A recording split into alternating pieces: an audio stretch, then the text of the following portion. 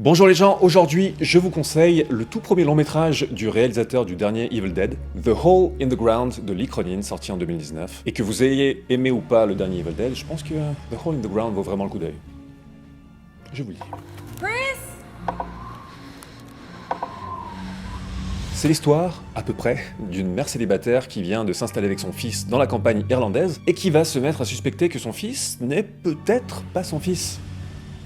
Ou même quelque chose d'humain.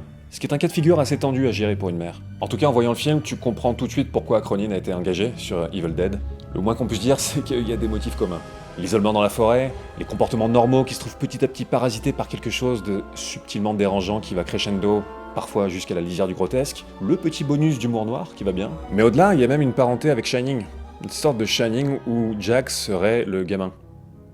Bref, Cronin, il assume ses influences, on va pas dire le contraire.